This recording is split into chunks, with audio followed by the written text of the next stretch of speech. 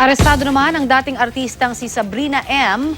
sa isang operasyon kontra droga ng mga pulis Quezon City. At may ulat on the spot si Alan Gatus ng DZBB. Alan?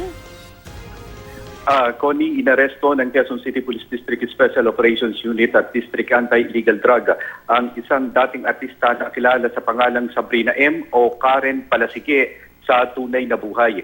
Ayon kay QCPD Director Senior Superintendent Guillermo Elizar, nahuli si Sabrina M. kasama ang dalawang iba pa sa isinagawang bypass operation ng QCPD sa bahagi ng Pasong Tamo, Quezon City kagabi. Kinilala pa ang dalawang kasama na nahuli kasama ni Sabrina M. na sina Erwin San Martin at Edwin Coloma. Kabilang sa mga nasamsam mula sa suspect na si Sabrina M. at ang kanyang mga kasamahan ay 3 plastic sachet na naglalaman ng illegal na droga, ilang drug paraphernalias at mga pera.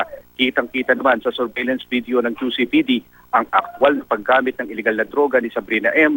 bago ang isinagawang operasyon ng mga operatiba ng QCPD. Connie? Maraming salamat, Alan Gatus.